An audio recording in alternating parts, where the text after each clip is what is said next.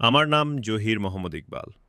আমি আজকে আপনাদের সামনে করিমগঞ্জের কিছু তথ্য তুলে ধরব এবং আপনাদেরকে বিনোদন দেব। তাই আপনারা ভিডিওটা শেষ অবধি দেখবেন এবং ছোট ভাই হিসাবে একটা লাইক এবং একটা সাবস্ক্রাইব করে আমার সাথে থাকবেন। অন্যকে দেখার সুযোগ করে দিবেন। করিমগঞ্জের শান্ত শহরে, যেখানে বরাক নদী পান্না ক্ষেতের মধ্য দিয়ে রূপালী ফিতার মতো প্রবাহিত হয়, সেখানে রফিক নামে একটি ছোট ছেলে বাস করত। তার বয়স ১৬ বছর, কৌতূহলী, এবং সে সবসময় তার বাড়ির চারপাশের কুয়াশাচ্ছন্ন পাহাড়ের ওপারে স্বপ্ন দেখত। রফিক তার দাদি আমেনা বেগমের সাথে নদীর তীরের কাছে একটি ছোট বাঁশের ঘরে থাকত। প্রতিদিন সকালে সে প্রথমেই যা শুনতে পেত তা হল ফেরি ইঞ্জিনের মৃদু গুঞ্জন এবং জেলেদের জাল তৈরির হাসি। করিমগঞ্জের জীবন ধীরে ধীরে এগিয়ে চলছিল বরাকের মৃদু স্রোতের মতো। রফিক গল্প পছন্দ করত। তার দাদি তাকে পুরনো দিনের গল্প শোনাতেন, দেশভাগের সময়, যখন সীমান্ত পরিবারগুলিকে ভেঙে দেয় এবং করিমগঞ্জের মানুষ কিভাবে দুটি পৃথিবীর মধ্যে বাস করতে শিখেছিল, ভারত ও বাংলাদেশ, রেখা দ্বারা বিভক্ত, তবুও নদীর দ্বারা একত্রিত।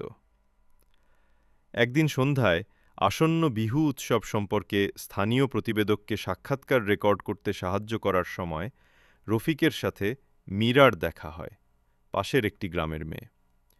সে তার স্কুল প্রকল্পের জন্য প্রবীণদের কাছ থেকে লোকসঙ্গীত সংগ্রহ করছিল।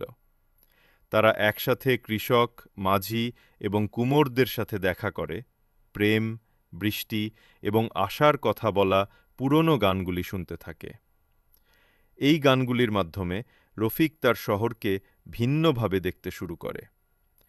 সে বুঝতে পারে করিমগঞ্জ কেবল একটি শান্ত সীমান্ত শহর নয়, এটি একটি জীবন্ত গল্প, যেখানে এমন মানুষদের দ্বারা ভরা যাদের হৃদয় বরাকের স্রোতের সাথে তাল মিলিয়ে স্পন্দিত হয়।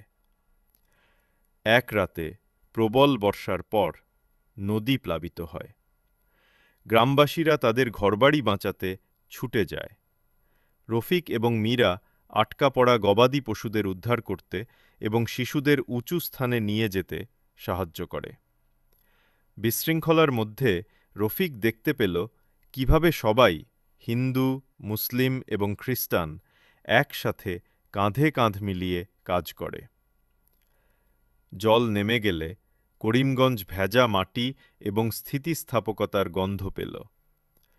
মীরা রফিকের দিকে তাকিয়ে মৃদুস্বরে বলল, করিমগঞ্জের শান্ত শহরে, যেখানে বরাক নদী পান্না ক্ষেতের মধ্য দিয়ে রূপালী ফিতার মতো প্রবাহিত হয়, সেখানে রফিক নামে একটি ছোট ছেলে বাস করত।